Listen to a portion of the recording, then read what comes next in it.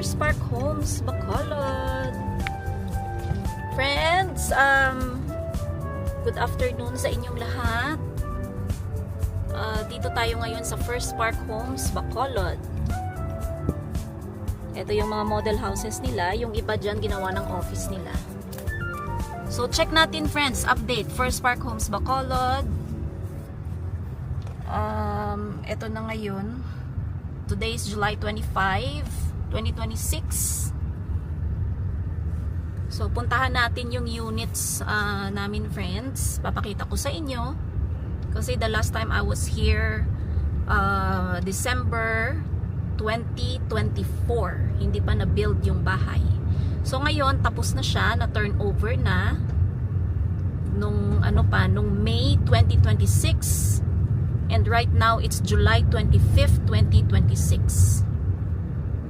So, papakita ko sa inyo yung update ng bahay, friends. Ito'y tandem. So, combined units, kumbaga. So, instead of one unit, dalawa yung kinuha ko. So, it was combined. So, ayan. Pakita ko sa inyo, friends. Ito na ngayon yung update dito. Nag-i-start na silang mag-build. Pero yung sa likod, yun yung phase 1.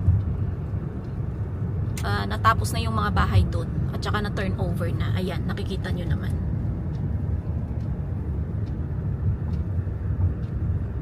Tapos friends, ang maganda dito kasi stricto yung security nila.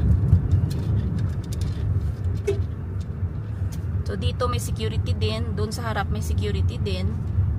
At saka may nag-rounding na security dito. Umaga hanggang gabi. Ito friends, may nag-start ng mag-ano dito, magpa-extend. Ayan.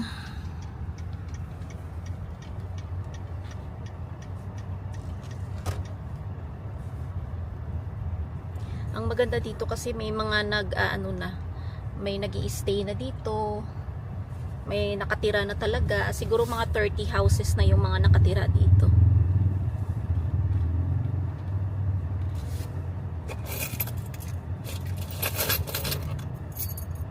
Ito friends, nagpasimento na sila, nagpa-tiles. Ayan. Yung iba dito, wala pang electricity. Pero yung sa amin meron na. Nung last week nila nalagyan. Mag-u-turn lang tayo friends kasi para baba tayo, papakita ko sa inyo. Ayan, ito yung mga bahay dito.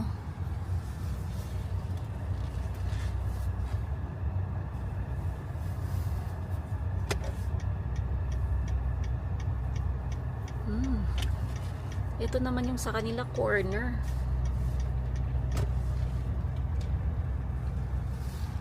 So, may mga nakatira na. May papel pala sila nung una nilalagay, block 16.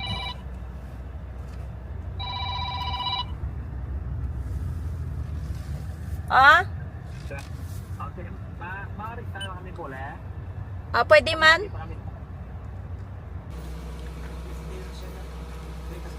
So, ito yung friends, dalawang unit, tandem. So, ang maganda friends, kasi may kuryente na kami at saka may tubig. Yung tubig namin, a month ago pa nalagay. Tapos ito, may kuryente na. Tapos, kasi dalawang unit yan. So, isa-isang, metro. Isang ganito, hindi ko alam kung anong tawag dito. Basta isa-isa kasi dalawang unit. Tapos yung tubig, dalawa din, syempre. Ayan, at saka ayan.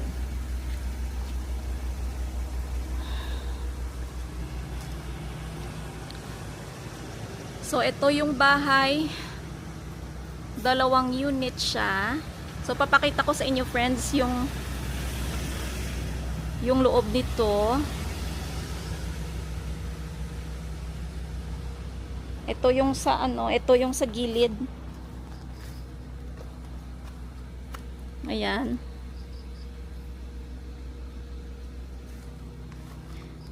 So, Pagbalik ko sa US, friends, kasi next week na yung 25 ngayon, 28 yung flight namin. Pagkabalik ko ng US, ipapasemento ko to. Lahat, papasemento lahat. So, ito yung sa likod. Ito yung door sa living room. Back door. At saka ito yung door sa kitchen. Ayan. Sa likod kami nag-ano kasi. Ayan. Ayan siya. Tapos banyo to. Yung ito. Yung wall na to banyo. So, ang plano ko, friends, papasemento to. Magiging para may dirty kitchen dito. Pero palalagyan to ng roof. Lahat. Palalagyan ng roof. Yan ang future plans ko. Para dito sa likod, semento yan. Or ipa-tiles. Tapos may dirty kitchen sa likod.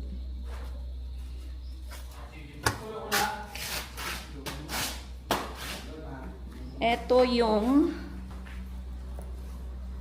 kitchen. So, yung mga gamit ko, friends, nung nasa US pa lang kami, nabili ko na lahat ito sa Mandawi. So, ito, yung main door ko actually sa living room. Ito kasi may door din sa ano eh. Dalawang door kasi ito eh. Ayan, sa kitchen. Dining/kitchen. So, ito yung itsura niya. Ito yung sink niya.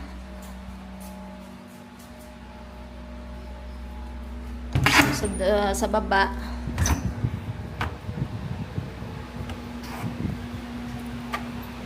Wala pang aircon, friends, kasi last week lang nilagay yung kuryente. So, magpapalagay ako dyan ng split aircon. Isa dito at saka isa sa kabila. Ayan. Hindi pa masyadong na-decorate, friends, kasi wala akong time eh. Ang bilis-bilis lang ng bakasyon. So, upon turnover, wala tong gamit ni isa. So, lahat ng gamit, binili ko siya nung nasa US pa lang. So, ito yung naon ng mga suga. Ito yung ano mo, friends, oh.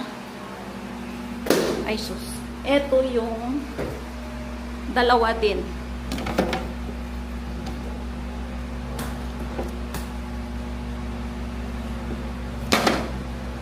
Tapos sa kabila, meron din sa kabila ito. Ayan. That. May main, light, outlet 1, outlet 2, AC 1, AC 2.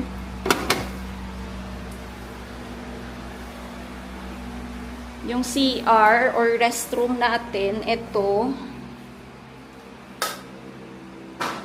So, meron silang shower. Nilagyan ko ng temporary filter kasi yellow, friends, yung ano. Yellow yung tubig. So, ito yung first restroom natin. Ito siya. Naglinis ako ng toilet kasi kasi yellow nga yung lumalabas na tubig. Pag ganito, hindi mo ay, wala pagaling na on ang tubig, no? Pinapatay kasi namin yung tubig at saka yung mga electricity, friends, pag walang tao dito. Pinapatay namin. Babe, tubig.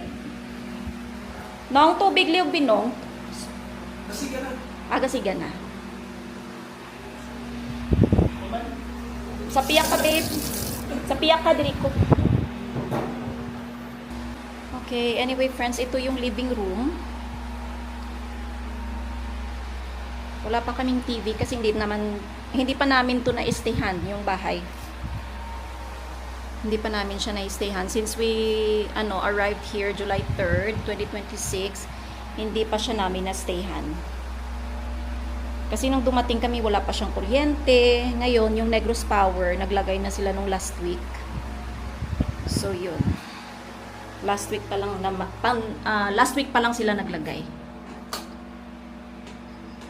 Ito yung isang restroom natin. Naglagay ako ng mga ganyan. So, mai-stayhan to na. Tingnan nyo, friends, yung tubig, yellow. Yellow siya. So, mai-stayhan namin to. Siguro sa next balik na. Next na nabalik. So, ganun din sa kabila, nilagyan ko ng ganito. Kasi yellow yung tubig. Ayan. So, sasabihin ko sa inyo mamaya, friends, kung ano yung mga nagiging, yung reviews ko at saka yung naging problema ko sa first part. Pero hindi lang naman actually, friends, sa first part. Kasi sa ibang subdivision, ganun din pag ano. Hindi na wala namang perfecto eh. Kaya nga may 1-year warranty. So, yun. Okay, so sa second floor tayo. Yung stairs, friends, nilagyan ko ng ganito. Sa US ko siya binili. But anyway, kasi yung stairs nila, although it's concrete, pero paint lang. Paint lang yung ganitong kulay, it's just a paint. So, over time, naaano, pag baba, taas baba ka, naaano ng tsinelas mo, yung paint na to, so naaano siya, nai-scratch. So, nilagyan ko siya ng ganyan, hanggang dun sa taas. Para may protection. At saka ano pa, parang hindi siya nakakatakot pag merong ganito, kasi hindi siya ano, hindi slippery. So, sa second, friends, ito yung masters. Unahin na natin yung masters.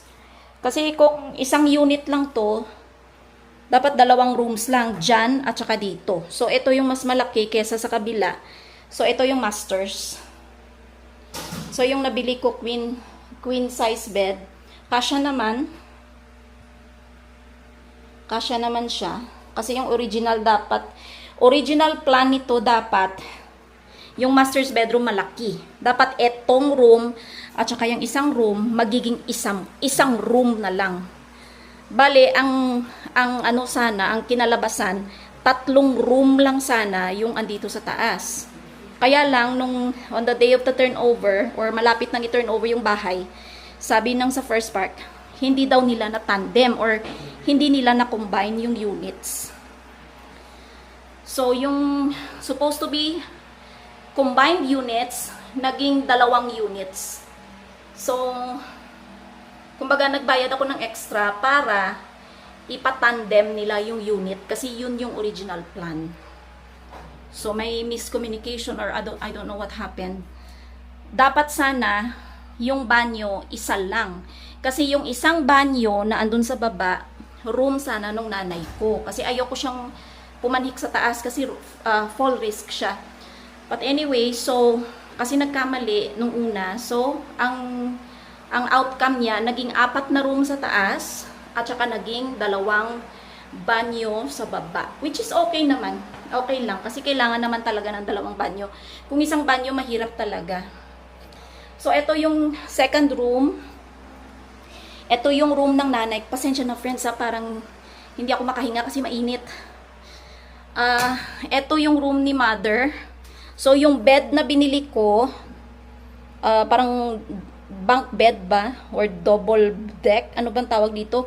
Basta 2 bed siya sa taas at saka sa baba. So, yung isang foam, dapat sa baba to. Kaya lang, syempre, may mga gamit. Kasya naman yung electric fan. Tapos, dito, meron kang orokan na parang drawer. Pwede kasya siya. Tapos, ito yung... Tapos, palagyan ko pa yan ng aircon. Hindi pa ako nakabili, friends, ng kahit isang aircon. Kasi nga, last week lang naglagay ng Negros Power. Ng electricity. So, yung mga gamit ko, andito muna. Pagbalik na lang namin ulit sa Pilipinas. Tapos, dito mahangin siya kasi... Wala pang ang screen, friends, so marami pa tong i-improve yung bahay. Wala pang screen, walang grills. Mga yun na lang siguro. At saka yung semento, wala pa. Yung roof na gusto ko, wala pa. Kasi kailangan pa daw yan ng parang floor plan eh. At saka, although it's minor construction, but you have to pay 6,000 pesos bond fee. Sa 2 units na. Anyway, yun yung sa likod. Nakikita mo yung bukid doon. Which is, ito yung gusto ko talaga. Tapos yung wall, ang back wall daw niyan, friends, kasi mataas yung sa sa other side. Mas mataas yung lupa dyan. So, yung wino-worry ng mga residents dito, baka may magnanakaw. So, sabi ng First Spark, lalagyan pa daw nila yan ng parang wire ba or something na pataas, hindi na nila patataasin yung wall sa likod. Parang lagyan nila ng barbed wire ba yun? Para for safety. So, yan. Tapos, merong sliding window dito. Wala pa tayong screen. Kasi, marami pa to. Marami pang i-improve. So, ito na muna. At saka dito sa master's bedroom, meron ding lalagyan ng AC. At meron siyang outlet. Ayan. 2 bintana.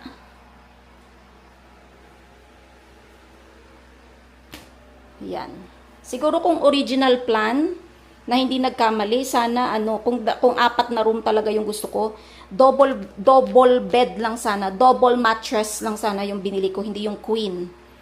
Papakita ko sa inyo mamaya, friends, yung double mattress. Kasya naman kami ng asawa ko. Kaya lang kasi, mas nauna kong binili yung bed before na turnover yung bahay. So, ito yung closet na binili ko sa Mandawi Foam din. So, 2-door. Pang 2-door siya, friends. Parang perfect talaga siya na size yung 2-door. Ayan. Ayan.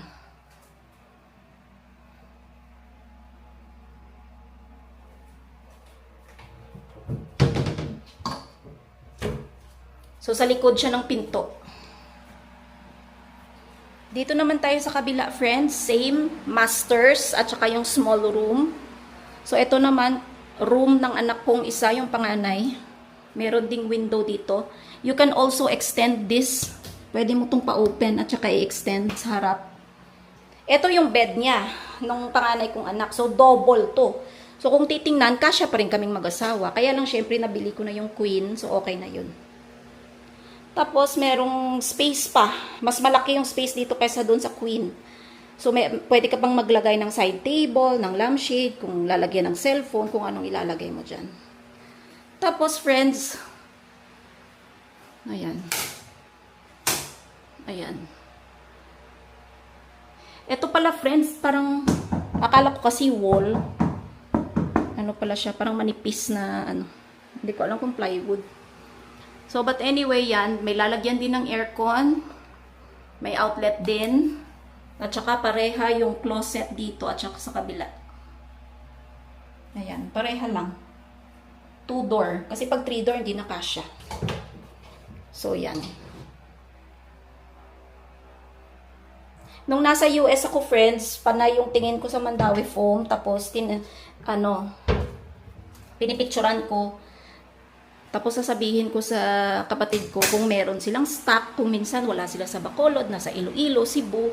So mag-aantay pa kami ng 1 week.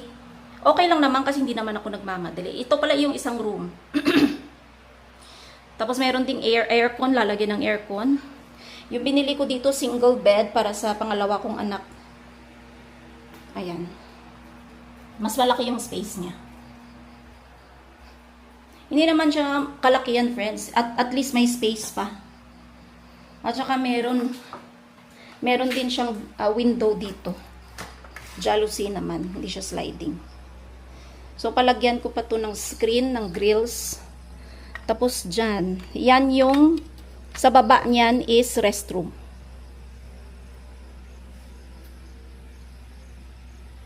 Ayan. So, eto na, friends, yung kabuuan ng ating first park update. Baba tayo kasi i-explain ko sa inyo kung owner kayo ng first park homes dito sa Bacolod. May mga advices ako habang wala kayo sa Pilipinas. Okay, pag andito kayo sa Pilipinas, mache-check nyo yung units nyo. Sa baba muna tayo. Doon tayo sa dining.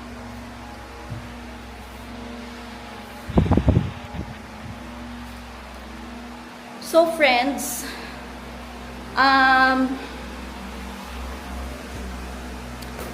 yung ano ko sa first part, yung ma-advise ko sa inyo, pag meron kayong units dito, number 1, talagang i-check nyo, especially pag umuulan.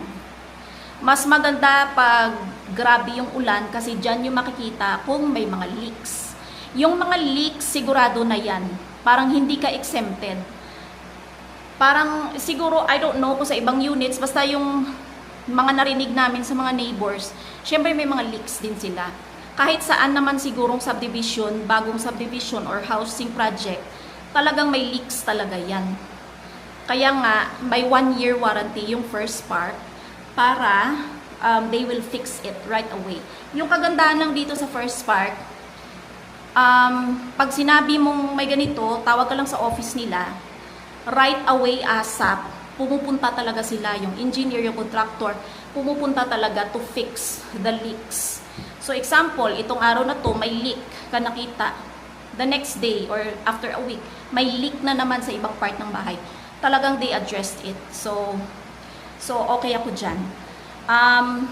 Ito friends, nung last, may leaks dito sa kitchen.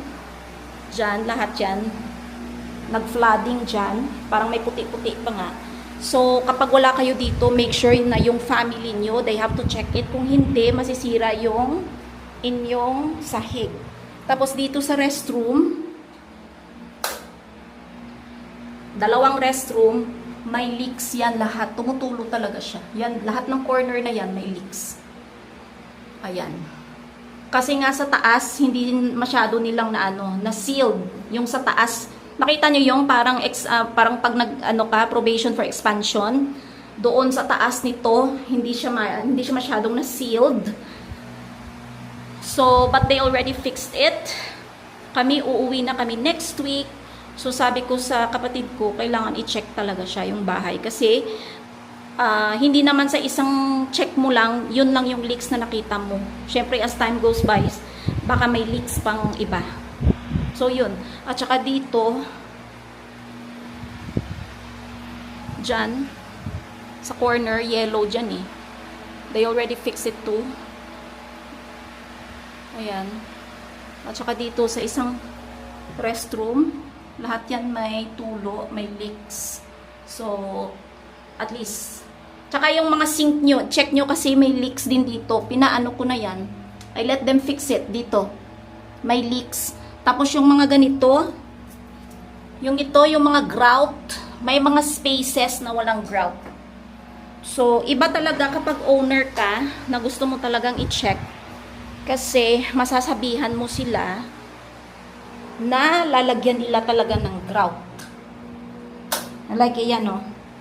Yung sa akin, maputi-puti pa kasi walang grout dyan eh. So, ayan. So, tinawag ko sa kanila, nilagyan nila ng grout. Sa likod ng toilet, kulang yung grout, wala din. So, lahat yan, friends, iti-check nyo. Kailangan nyo talagang maano talaga. Ma-check siya. So, at saka sa labas, yung parang kisame sa gilid ng bahay, parang tutuklap. Ito, friends, so pakita ko sa inyo. I don't know kung open yung window. Ay, naka-open yung window. Ayan, ayan. Teka lang, sinusunod ako ng gimbal. Ayun, friends, nakita nyo yung sa taas. Lalabas nga ako, sandali lang. Teka lang, friends, lalabas tayo saglit. Yung tsinelas ko, baby, ready. So, hindi lang loob ng bahay yung i-check nyo, friends, ha? Kailangan pati sa labas i-check nyo. Kasi yung sinasabi ko, katulad nito. Katulad yan, di ba? Yung sa kapitbahay, oh. Nakita nyo ba yan? Yung sa yan, natuklap yung kisame niya. Ito, parang tutuklap din sa akin. Ayan, parang tutuklap din. So, mga yan, kailangan nyo talaga, friends, i-check yan. Hindi lang sa loob, pati sa labas ng bahay. Ayan. So, yan, friends. Yan yung update natin. Ilang minutes na ba? Parang 15 minutes na ako nagsasalita. Anyway, so, yan ang update natin, friends, sa ating First Spark Homes, Bacolod. Ito na yung bahay namin na pwede na siyang pwede na, kumbaga, pwede na siyang livable na siya, kumbaga. Kaya lang, marami pang lamok. Kasi wala pang screen, friends. Oh. Walang screen. Ayan. Wala pa siyang screen, wala pang grills, wala pang storm door sa harap. Marami pang gagawin dito, friends. Ayan. Wala pang simento. Wala pang roof dyan. Palalagyan ko pa ng roof para in the future, pag bumalik kami dito, malamig. Hindi siya, kumbaga may shade ba, hindi siya mainit. Kasi mainit dito eh. Kapag tirik yung araw. Pero ang kagandaan nito friends, malamig dito yung hangin kasi bukid na dyan eh. Sa likod. So, pag binuksan ko to, pumapasok yung hangin. Kaya lang, pumapasok din yung lamok. Pero dito, pag nalagyan na ng screen, so medyo may papasok na. Ayan, papasok yung hangin. So yun friends, i-check nyo talaga yung mga nyo, kung may mga leaks. Ayan, mga ganyan. So yan ang update natin sa ating First Park Homes Bacolod again, friends. Thank you again for watching. Yung First Park talaga, worth it siya, worth it. Basta importante, i-check nyo lang kung ano yung mga problema. Kung ano yung mga, kasi naman sila they will address it right away pag everyday mo siyang pina-follow up. So again, thank you First Park din, sa First Park Homes, thank you sa pag-address sa mga problema namin. Yeah. So yun friends, thank you again for watching. See you on to the next one. Yeah, next na naman na vlog kung kailan na naman. Take care everyone and God bless. Bye!